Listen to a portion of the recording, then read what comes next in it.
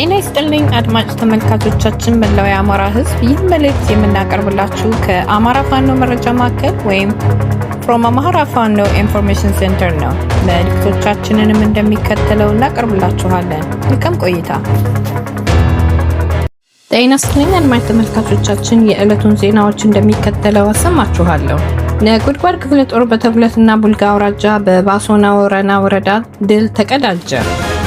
ሰኔ 11 ቀን 2018 ዓ.ም የአፋብኃኝ ሸዋ ጠቅላይ ግዛት አሳምነው ዕዝ አጼ ዘርዓ ያዕቆብ ኮር ስር የሚንቀሳቀሰው ነጎድጓድ ክፍለ ጦር ትላንት ሰኔ 10 ቀን 2018 ዓ.ም ባደረገው ውጊያ ከፍተኛ ድል መቀዳጀቱን አስታወቀ።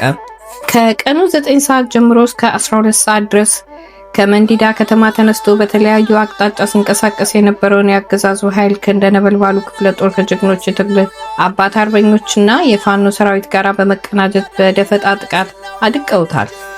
በዚህ ድንገተኛ ጥቃት ክፉኛ የተመታው የጠላት ኃይል ሙትና ቁስለኛውን ይዞ ወደ መጣበት ለመፈርጠጥ ተገዷል።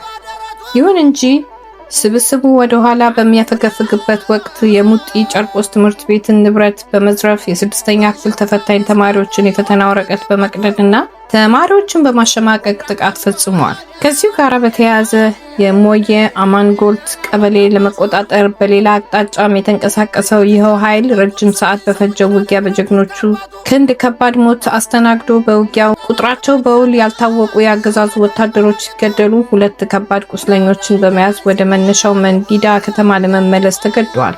ክብር ለትግሉ ሰማዕታት፣ ህልውናችን በተባበረ ክንዳችን። የአፋብኃኝ ሸዋ ጠቅላይ ግዛት አሳምነው ዕዝ ህዝብ ግንኙነት መምሪያ።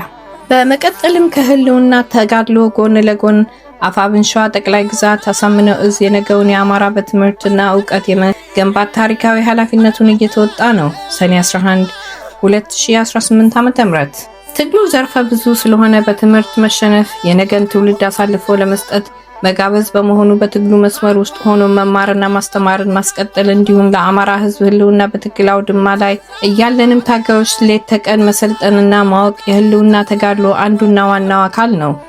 የአማራ ህዝብ በአሁኑ ወቅት ሁለንተናዊ በሆነ የህልውና ጦርነት ውስጥ እንደሚገኝ ይታወቃል።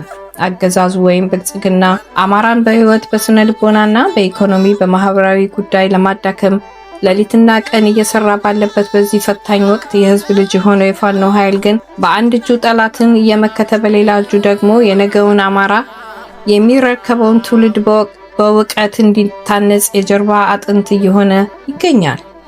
የሸዋ ጠቅላይ ግዛት አሳምነው ዕዝ በተቆጣጠራቸው በሁሉም አካባቢዎች የስድስተኛ ክፍል ክልል አቀፍ ፈተና ሙሉ በሙሉ በሰላም እንዲጠናቀቅ አድርጓል። ይህ ብቻ ሳይሆን ዛሬም የተጀመረው የስምንተኛ ክፍል ክልል አቀፍ ፈተና የመምህራንንና የተማሪዎችን ሙሉ የደህንነት ዋስትና በማረጋገጥ በሰላማዊ ሁኔታ እየተካሄደ ይገኛል። በአንዳንድ አካባቢዎች የነገውን ትውልድ ጨለማ ለማልበስ የሚንቀሳቀሰው የአገዛዙ ኃይል ፈተናውን ለማደናቀፍ ሙከራቸውን ቢያደርጉም በጀግናው ሰራዊታችን ተጋድሎና በአመራሩ ንቃት መክሸፍ ችሏል። ከስምንተኛ ክፍል ክልል አቀፍ ፈተና በተጨማሪ በአንዳንድ አካባቢዎች ከ9ኛ እስከ 11ኛ ክፍል የሁለተኛ መንፈቅ ዓመት መጠቃለያ ፈተና ያለምንም የደህንነት ስጋት ዕዙ ባደረገው ሁሉን አቀፍ ድጋፍና ጥበቃ በስኬት እየተከናወነ ይገኛል።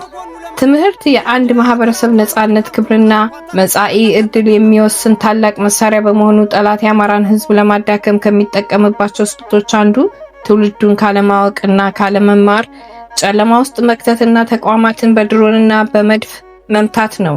ይህንንም በተለያየ አካባቢዎች አድርጎታል። ይሁን እንጂ የዕዙ አመራር ይህን ሴራ ቀድሞ በመረዳትና በመገምገም ትምህርት ቤቶች እንዳይዘጉና በተሟላ ሁኔታ በጦርነት ውስጥ ሆኖ መማር አዳጋች ቢሆንም ቢያንስ ተማሪዎች ከትምህርት ገበታቸው እንዳይቀሩ እና የነገ አገር ተረካቢ ተማሪዎች ፈተናቸውን ያለምንም ስጋት እንዲወስዱ ሌት ተቀን እየተጉ ይገኛሉ። ሰራዊታችንም ወደ ጦር ግንባር በመሰለፍ ብልጽግናን ከማፈራረስ ባለፈ የማህበረሰቡን ሰላምና ደህንነት መጠበቅ ረገድ የመሪነት ሚናውን እየተወጣ ነው። መምህራን ያለምንም የደህንነት ስጋት ሙያ ግዴታቸውን እንዲወጡ ማድረጉ ተማሪዎች በሰላም ተፈትነው ወደ ቤታቸው እንዲመለሱ ሌሊትና ቀን በንቃት መጠበቁ ፋኖን የህዝብ አለኝታ መሆኑን በድጋሚ ያረጋገጠበት ታላቅ ታሪካዊ ክስተት ነው።